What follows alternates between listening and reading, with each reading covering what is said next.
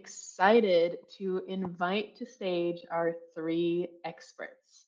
We have JJ, our physical fitness trainer. I'm really excited to hear more from him on the all things physical health, all of that. Welcome, welcome. We also have Kai, a consulting and solution specialist. I'm very excited to hear from him, especially on the nutrition area. I'm also super excited to invite Chiam Sheng Shi from Partnerships Lead from Endowus. Welcome, welcome. Thank you so much for all of you for coming here. We're just going to give it one more minute because the previous session is running a little bit over time, and I was just too excited to get started with this session. But for now, thank you so much, all three, for joining us here today.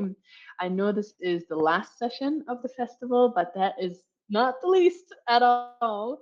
I think this is one of the sessions where we can really make a big impact by looking at our health and our mental health, our physical health, all of the different areas of financial health, all of that in a holistic way.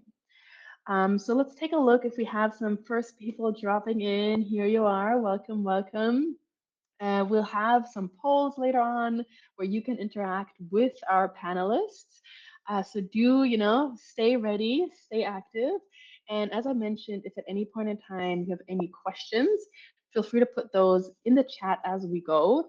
We'll see if we can pick them up right away. Otherwise, we'll definitely have time for the questions towards the end of our session as well. Okay, let's take a look. We have some first people joining, but we're still going to give everybody a few more minutes. We don't want to cut anybody off. For now, I'll ask a quick question to our panelists. We'll do your introductions in a second. In 1 or 2 words, what have you had for lunch today? And I'm mainly going to be looking at Kai, our nutritionist specialist over here. JJ, in 1 or 2 words, what did you have for lunch? Not something really healthy. Probably as a fitness instructor, shouldn't be saying that, but after lunch, I had a couple of almonds. I think that's probably good, right? So I think Okay. healthy snack, but not so healthy lunch. So the almonds, I'm gonna say it's the almonds. You've clearly been PR trained because you very smartly circumvented my question. Appreciate that. How about you, Chiam Sheng Shi? What did you have for lunch? Oh, I had mala stir fry, but I have to qualify as well. I cook it myself with less oil, and I also try to go vegan with it. So pretty healthy. Okay, so we're setting the bar quite high. Kai, what are you telling us? What did you have for lunch? Okay, I had some sliced fish soup with a lot of vegetable. So just to ensure that I get all my fiber in with a bowl of rice as well. Yeah. Wow. Okay. Okay. Thank you so much for sharing. I hope everybody else here also had a really, really good lunch. I'm seeing our audience is trickling in. So like I mentioned, we're going to have a Q&A session towards the end. Feel free to put your questions into the chat as we go, and then we'll pick up the key ones towards the end. No promises made that we'll be able to cover all of them. I'm sure there will be quite a few.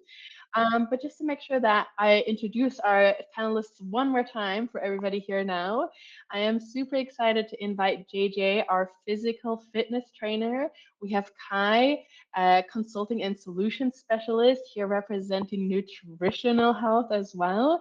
And then from Endowus, the partnerships lead, we have Chiam Sheng Shi as well. Welcome, all three of you. I'll go ahead and hand the mic over to introduce yourselves a little bit more. It's all yours, JJ. Go for it. Right. Hello, everybody. My name is JJ. I've been in the fitness industry for the past 14 years. So, right after I finished my NS, I was really starting out as a coach. Then went on, and now with Intellect, I am your own fitness consultant, right? So anytime you get on the chat with me under the holistic care, you can book sessions and consultations with me. All right, I'm going to hand it over to Kai.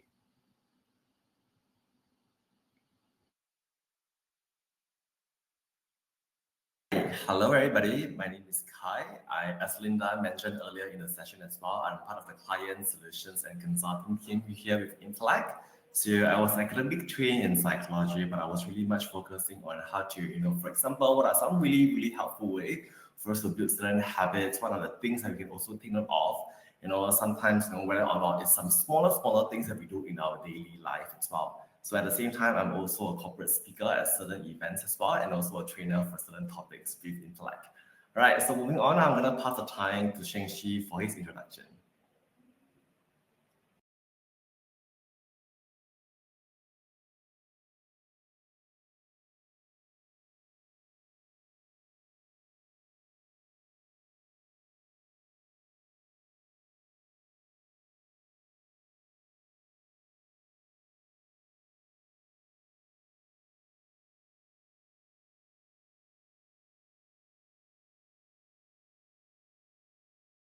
Sorry, can you hear me now?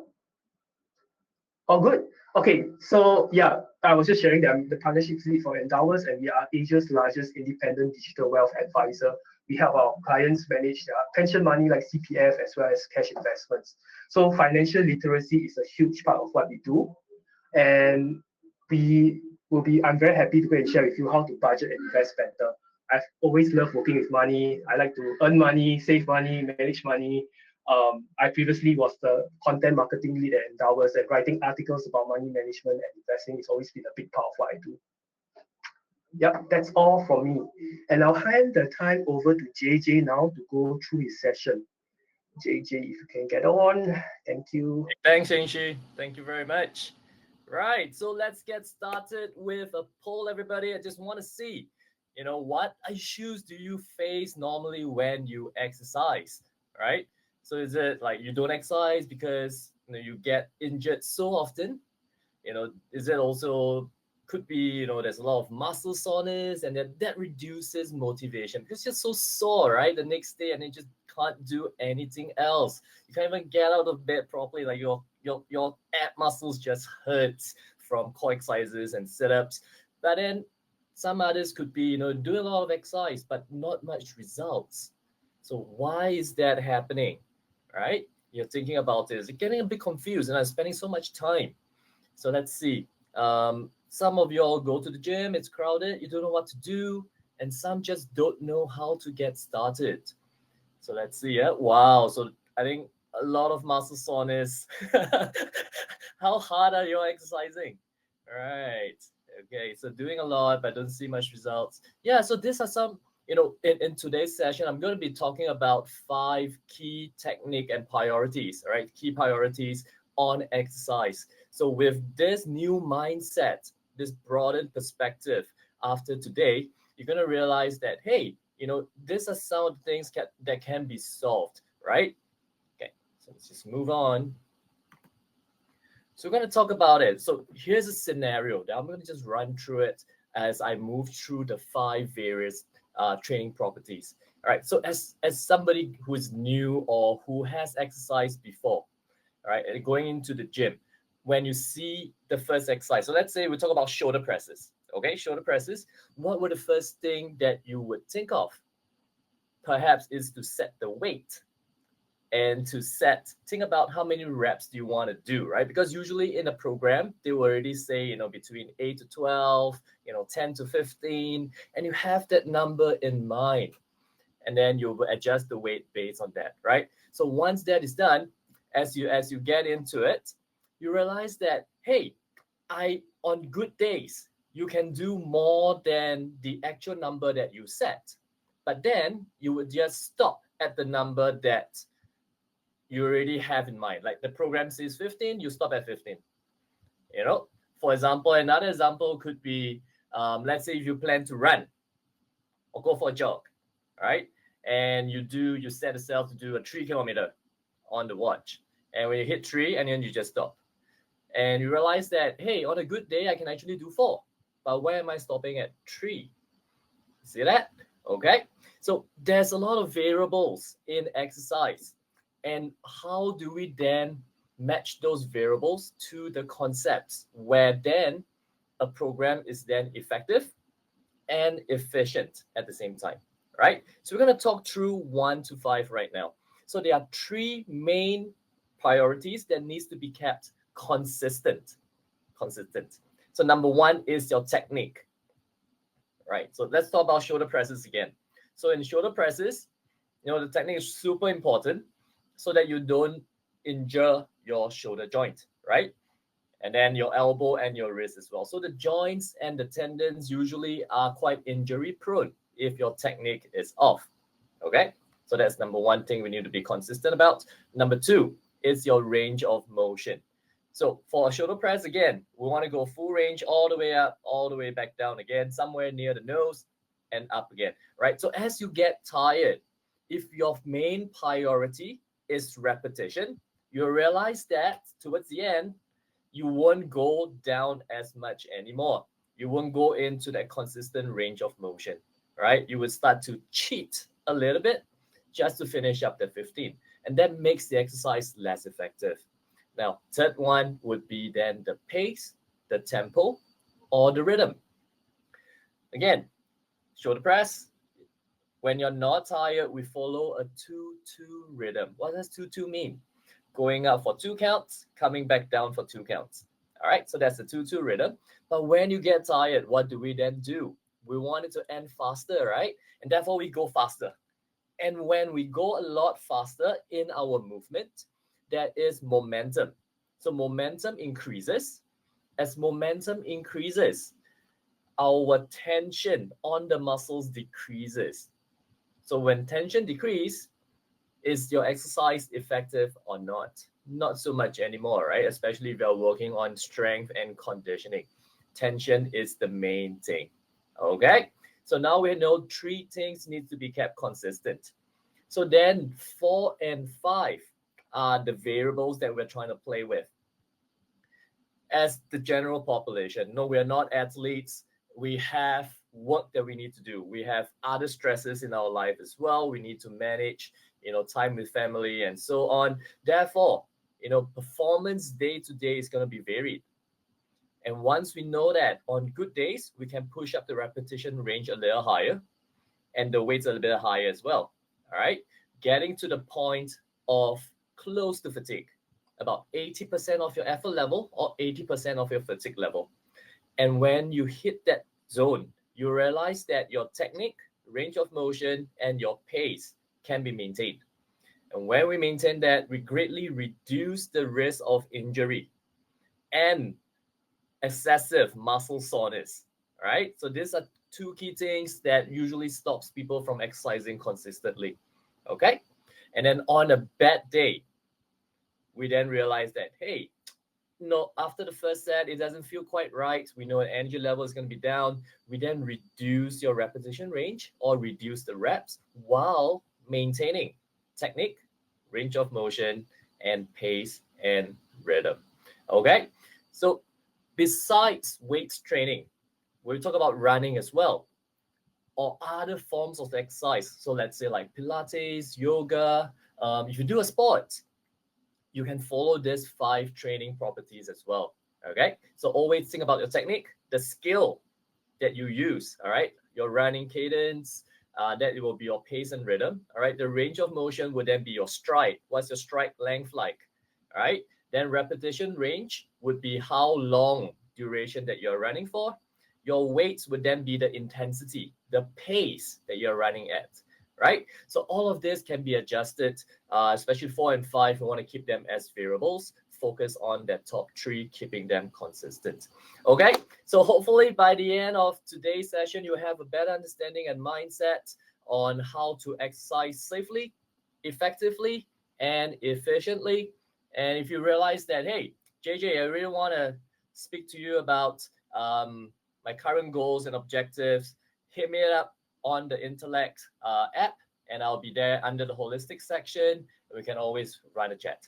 All right, so my time is almost up. I'm going to just hand it over to our next speaker, and you can see a handout on the right side where you can download it, and that will be what I've shared today. All right, Kai, over to you right now.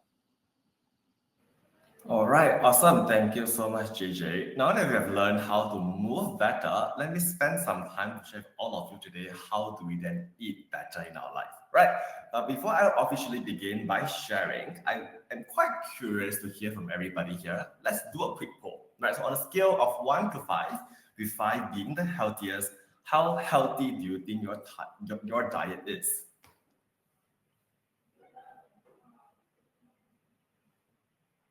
All right, I can see responses are coming in with 50% of you. The majority of you selected somewhere in the middle, 3 out of 5, right? So that's pretty neutral. Some of you selected 1 out of 5, so you think that your diet might not be the healthiest at the very moment. And then a very small number of you selected 5 out of 5, right? So that's also very great for me to see as well. A really, really good mix of responses over here. And let's see what I have to share in our session today. Just a very quick, simple tips, right, for all of us here to implement after our session today to make our diet slightly healthier than just yesterday. All right. So there are 3 tips that I will be sharing, and I'm gonna start talking about drinking more water. Right. I know at this point you have heard about this numerous times already, but I also want to ask you these questions. How many days, right, in your life do you think that you have drunk enough and sufficient water? Right. So by that, I'm referring to 8 glasses to 10 glasses per day, right, depending on your physical properties as well, right? So drinking more water is something that everybody here knows to do, right? But sometimes it just gets really, really hard for us to implement, and it's almost impossible for us to just keep track how many glasses we have drank and things like that. Right, but on this screen over here, there are 3 small tips, small habitual tips that I would like everybody here to implement for us all to start drinking more water, right? So first thing first, before you start every meal, start with an extra glass of water, right? So that essentially would also help you to, in a way, right, feel a little bit more refreshed as well, and indirectly also increases your water uptake every day. Right. But of course, if you want to take this slightly up a notch, what I would strongly recommend you to do is to take a glass of water right after you wake up and right before you sleep at night.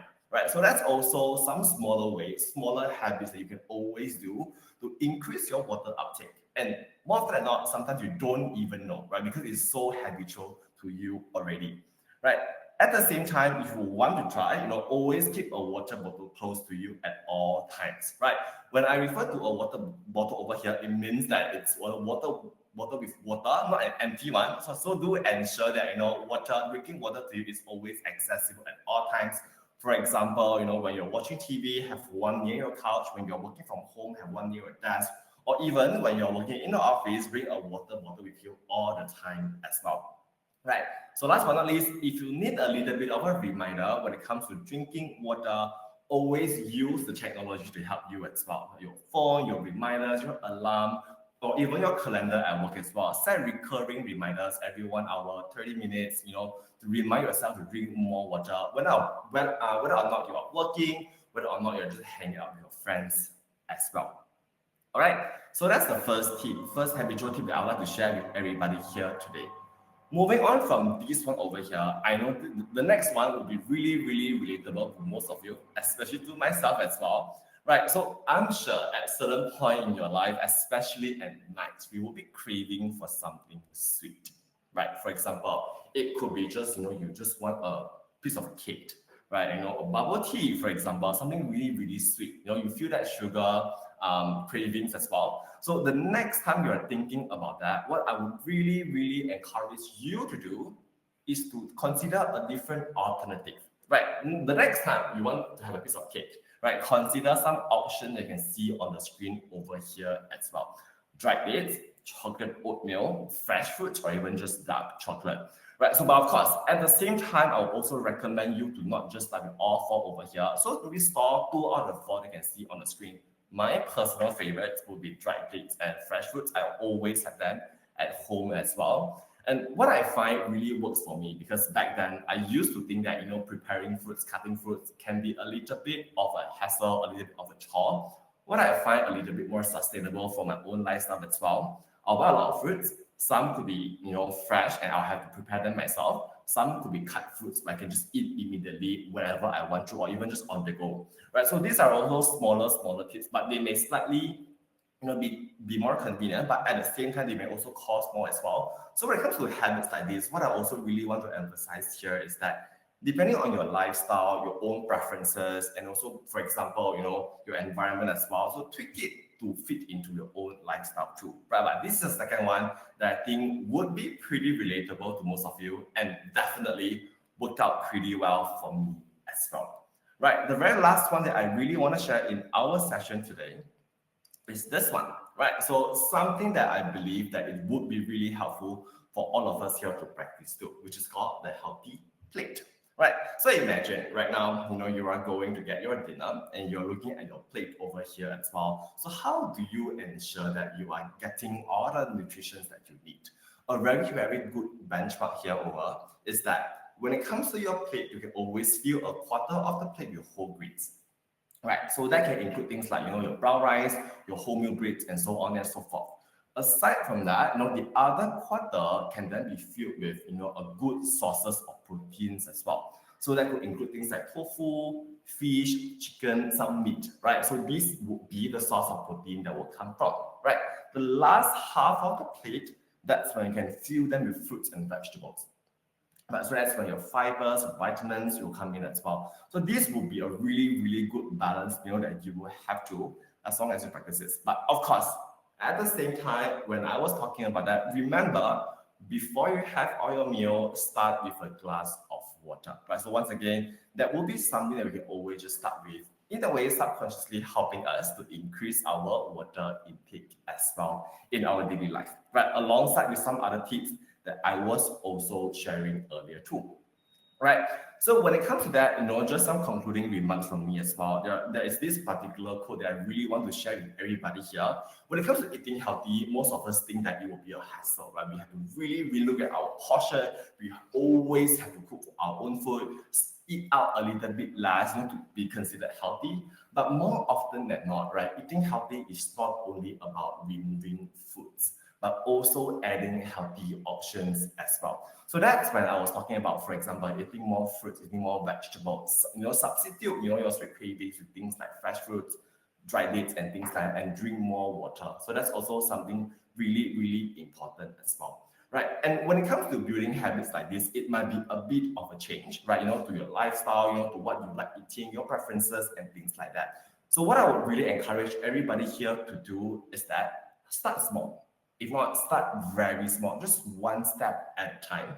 Because when it comes to eating habits, when it changes, you personally can also feel the difference as well. Say for example, when you are craving for a piece of cake at night and you don't get that, instead you go with fresh fruits, that to an extent you might not be feeling very, very satisfied. But in the longer term, that might bring you more benefits too, right? So that's also something for us all to consider.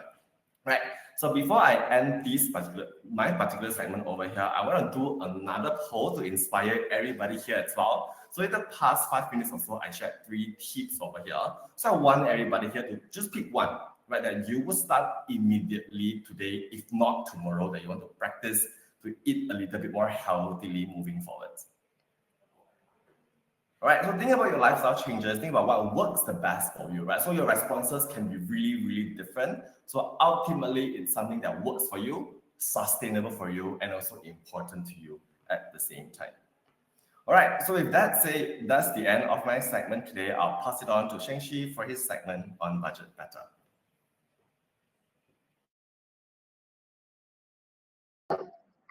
Hi everyone, can you hear me well? Just to double check. All good? Yes, okay, let's get started then. So thanks Kai for sharing. Right now that we are all living healthier, moving healthier, I think it's also time for us to talk about how we can have more money to spend when we are healthy, right? And how to build healthy habits towards saving and investing, right? So I'd like to start off this presentation sharing with you some of the findings that we have made in our joint report with Intellect. So this Wealth and Wellbeing report, which was made across Singapore and Hong Kong, we are trying to explore the relationship between financial well-being and individual and organizational well-being, right? So we wanted to understand whether Singaporeans and Hong Kongers are financially prepared, right? And if you look at the table on the right, it shows that Singaporeans and Hong Kongers are generally confident about managing their financial needs, right? 83%, 90% of us are ready for our finances. But if when you delve into the details of what they are actually feeling financially prepared on, right, there's a very big variance in the figures, right? If you look at the day-to-day side of finances, they feel very prepared, right? More than 40+% of them feel comfortable with their income stability, insurance coverage, budgeting, and whatnot. When it comes to longer-term financial needs and more risk-related topics like financial adequacy towards retirement, investment proficiency, risk tolerance, they are actually not feeling very financially prepared. Right, so how are we going to be able to address this problem, right? So that's something that I'm going to cover today, and there's also a short exercise that you can work on as well.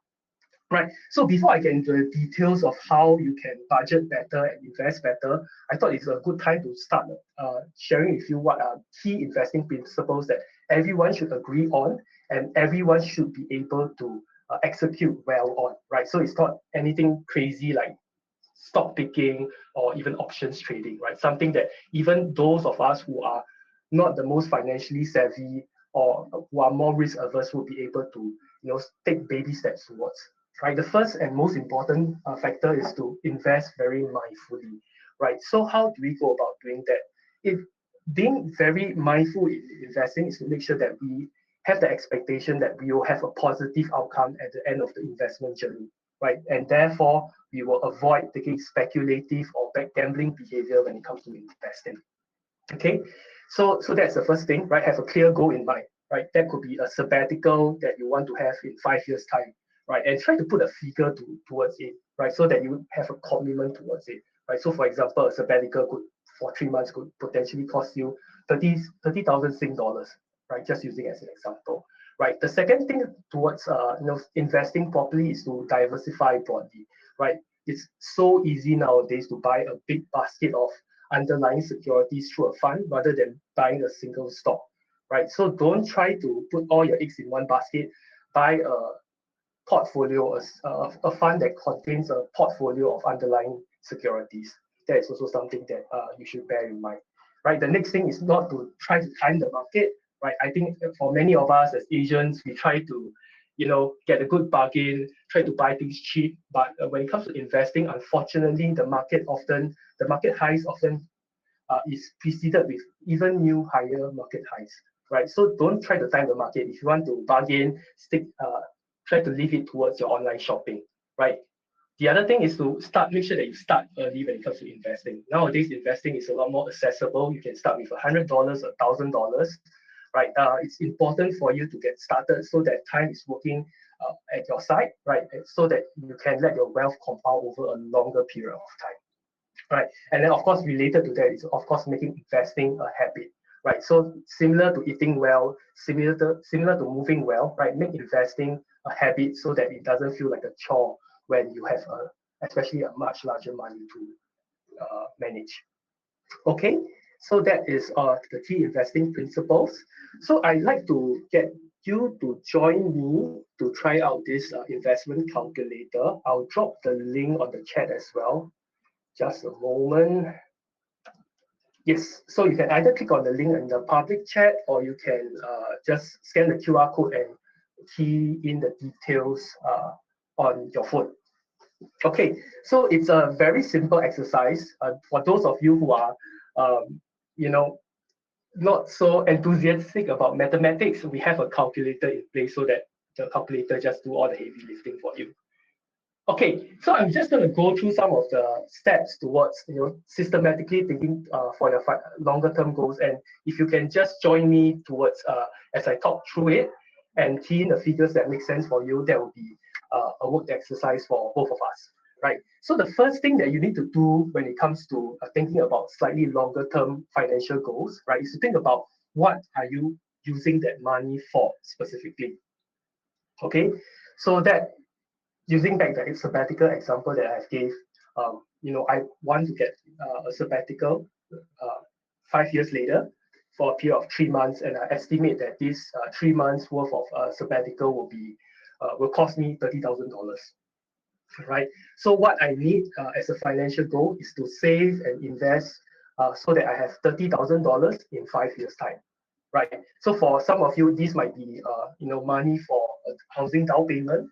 It might be money for a renovation, right? And the time frame that you are looking at might be different, right? So do adjust according to your own financial needs. Right. The next thing that you have to take into account for is inflation, right? So for those of you who don't really want to bother with it, I think a 2%, 3% figure would make sense, right? Um, After that, right, you need to make an assumption on the kind of investment returns or interest rates that you are able to get with that money, right? And please don't go crazy with it, right? Yeah, especially if you have a short investing time frame, right? So in the example that I've given, I've only had 5 years, right? So what I should do is to expect that I wouldn't be able to take up a lot of risk, and therefore my returns are going to be lower, right? So a 4 or 5% interest rate or return would be a fair assumption that my savings will be able to grow within this 5 year time frame, right? So with that, and after you key in all of this detail, the calculator will then also ask on a one-off basis, how much money would you be able to save on the get-go? Okay, so for me, it could be $5,000 that I have in the bank account now that I don't really have a purpose for, right? And with that, right, you'll be able to work backwards and know how much you need to save on a recurring basis, right? And in this case, let me try out the calculator. It's $466.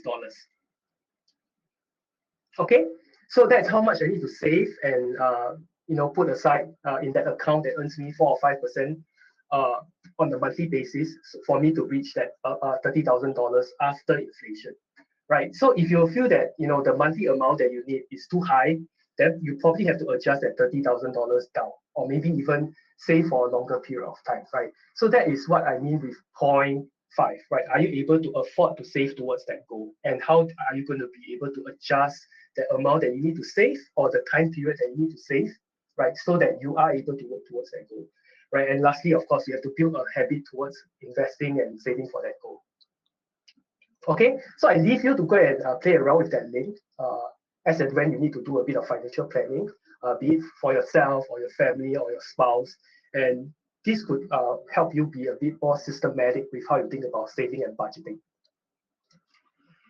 Okay, so before we talk about investing, are all of us ready to go and stay for a much longer financial goal like retirement, right? I think this is a question that is especially pertinent for those of us who are younger, right, new to the workforce. We may have a quick checklist on the things that you should be aware of before you start investing long term is to make sure that you have all your high interest debt paid off, right? Credit card debt in Singapore could be as high as 25%, 27%. So you need to make sure that you get those out of the way because the cost would may eventually eat you alive, right? The other thing is to make sure that you have other short and medium term expenses all accounted for before you commit to something long term, right? And the real reason is we want to make sure that the money is able to grow and compound without us having to sell at a loss just so that we can cover some short-term expenses, right? And that really goes to my next point, right? How you need to go and build an emergency fund because some of these expenses, it can be planned and something that we expect, like housing, like wedding expenses and whatnot. But some of it are emergencies, right? What if we lose our job? If something like COVID happened, right? So we need to have an emergency fund so that we don't, risk selling off our investments just to make sure that we can make good any shortfall when it comes to unexpected emergencies, right? And lastly, we need to make sure that we research all the different investing options and understand the risks involved so that we don't, just reactively switch our investing options when we are halfway through investing. And yeah, lastly, how do you go and make sure that you have that saving to go and invest? A very simple concept is to go and pay yourself first, right? Or the other way to put it around is to pay your savings and investment first, right? I think many of us have the tendency to live paycheck by paycheck. We just spend whatever we have, and then we may not realize that we don't have anything left over for our savings and investments, right? And what we can do is to direct periodic cash transfer over, and then of course there's a lot of platforms that allow recurring investments. So yeah, that's all for me. thank you for listening in. And I'll pass the time back over to Devi. Yeah, thank you so much. And thank you all to our three speakers, JJ, Kai, and Sheng Shi, for sharing your actionable tips with us to really start building better habits and also better life as well. I think based on the chat I've been following for a while, I think Kai officially has a water fan club because of the number of times he has said water throughout this sharing. Okay, but jokes aside, let's actually really dive into some of the questions that's been raised in the chat box for the panelists itself. And we also have here our Intellect's nutrition coach, Sumita, here with us today, and she will be answering some nutrition-specific questions. I think she's already started answering some as well, so feel free to continue asking the questions, and let me get rolling with the first question that we have for today. Just give me a minute, let me just see. Okay, I think one of the questions is actually for JJ. So there are so many exercises that out there, right? It could be like high impact, low impact, high cardio, weight. There's so many different types. So how should we actually pick which one should we do? Or should it be a good mix of everything? Well, I think one of the mistakes that most people will make is that they try and do everything all at once, and then they end up compromising on their results, right? So a lot of times we always want to start off with a good base of endurance. So if you're new to exercise or you haven't exercised for a very long time, endurance is probably where you want to start off with. So endurance, like, maybe doing squats, maybe doing lunges, that's for legs, right? For the arms, maybe doing inclined rows, maybe doing maybe just shoulder presses, push-ups. For core, maybe doing planks and high planks. So try and work on increasing those number of repetitions first. And then once your endurance is being built out, we train in phases of about 3 to 8 weeks. And then after that, you can then move on towards the next objective. So there will be a more effective way of training. Okay, that's quite interesting. Thank you so much for sharing that. I guess it's very important to see the phases and also which stage you are at, right, in terms of your physical fitness as well. I don't think you should go one shot and everything, but take it at your own pace, one at a time. Thank you so much for sharing that, JJ. Maybe the next question I have is for Sheng Shi. Someone asked here, I think, Putri, how do I know which platforms are trustworthy and have high returns? There's so many. I think it's a personal question that I have as well. So yes, maybe over to you. Yeah, thanks, Devi. It's very. I probably just break down the questions in two parts, right? How do we know that the platforms are trustworthy, and how do we get high returns? Right. The first thing is, when you're looking at whether that platform is trustworthy, I think the most important thing is to check whether they are regulated by your local central bank or regulator, right? In Singapore, there will be MAS, right? So for any financial institution, they won't have to be regulated by the local banking and financial institution regulator, right? So that's the most important thing. Nowadays, it's a lot easier for influencers to go and recommend financial products that are not regulated, and some of it can be quite dangerous. So that's the part on trustworthy. High returns wise, I will just say that there is a lot of for you to get high returns, you need to take up more risk, right? It's very important, as what I shared just now, to understand your investment horizon and how that matches against the kind of risk that you can take, right? So if you were to really only be able to invest for a very short period of time, then you should be looking at things that are appropriate for you when it comes to investing in a very short time frame, right? So don't chase after returns. Oftentimes, if you chase after returns, outcomes will be great for yourself. Okay, that's very interesting that you say don't chase after the returns. Instead, actually also look at your own financial health and what's suitable for you. I think that's a really great thing because I think a lot of us sometimes do unintentionally chase after the returns because that's what we think investing is all about. But yes, I think we do have another question for Kai. I think it says that the new question for Kai is that I find it hard to choose to eat healthy. I always fall back to eating snacks instead. Is there any tips on that? All right, awesome questions over here. I really love this question as well because when it comes to changing a habit, it's a really really drastic lifestyle change. And for example, if let's say what I would really recommend you to do is that just look at your current diet, right? Look at very very small places that you want to implement certain small changes. So small and incremental are being the key over here as well. So what I find could be slightly unhelpful to certain people is that when you are trying to make really, really drastic changes and you feel really overwhelmed. And that's when, before you begin, you are already feeling quite defeated, right? So when it comes to this, when it comes to your diet as well, I would also like to mention here is that it's okay to indulge sometimes, but at the same time, do remember that moderation is key, right? So if you want to take a snack, you can do it, but ensuring that you are taking in not too big of an amount that it will jeopardize your result or outcome from your other healthy diet as well. Yeah, so that's my answer. Okay, thank you so much for sharing. I think I'm taking mental notes as well so that I just hold myself back every time I need to. So thank you so much for that, Kai. And maybe you have another question for JJ. And this is quite interesting because it's really about working out. Whether is it better to work out like indoors or actually training it outdoors? Is there a difference in terms of the effects that is? Because I think we usually think that working out indoors in the gym can be a little bit more cooling as compared to outdoors. So what's your opinion and take on this?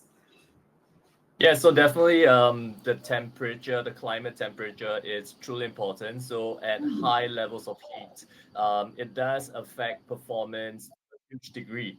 So you don't want to be working out. Let's say in Singapore, it's really sunny and hot. After 10 a.m. to about 4 or 5 p.m., it's probably you don't want to be outdoors a lot under the hot sun when you train. Right, unless you are doing some form of acclimatization, let's say you want to do some marathons and so on, and that's when you do it. But for the general population, we would probably want to be indoors during those very, very hot hours, and on like the wee morning hours and the evening hours, great, head outdoors. I really encourage everybody to go outdoors. It's really good for your mental health as well. Being out in nature, being out in the parks and the garden, just using body weight to do your exercises. And most of the time it is sufficient for you to build a really healthy body already without going to the gym. Yeah, that's quite interesting. So technically you can do it in your own house as well, right? You don't need to even leave your house to actually build a better lifestyle. I think in terms of questions, we are having a few more, but before that, I just want to wrap up and also get a one-liner from all of you. If you feel like there's one thing that everyone should take away from today's session when it comes to fitness, when it comes to your nutrition, or when it comes to financial budgeting, what do you think it should that be? Maybe we can start off with JJ and then move on to Kai and then Sheng Shi to end it off. So with exercise, it's not about going all out at once. You can always scale back on busy days and not just do nothing at all. So at home, just doing 5 minutes of something is better than doing zero. So that's probably the key takeaway that I have for everyone here today. All right, and when it comes to me, I would also like to share that, again, eating healthy is not only about removing foods. At the same time, it's also about adding healthy options as well. And last but not least, I remember to drink more water. Okay, yeah, saving money is actually not difficult. When we are young, we all have a piggy bank. Our parents make us, put in some money into our piggy bank and build a habit around saving our spare money, right? So we should be able to do it as an adult. Get started somehow. Yeah.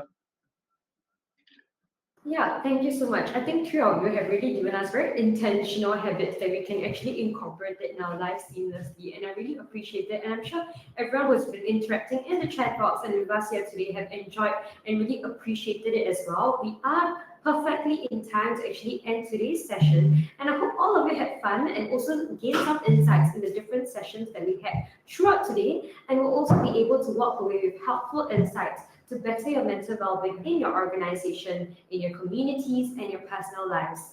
So if you could take a few minutes, we do have a QR code that's actually available on your screen right now. So take out your phones to actually scan the QR code to leave your feedback with us, and we'll greatly appreciate it as it will help us in better shaping our future events. And before I go, and before the whole team of Intellect goes and ends our Mental Health Festival this year, we would like to hand it over to Intellect's VP of Growth, Frank Ng, to wrap it up for us for Mental Health Festival 2024. You're on, Frank, over to you.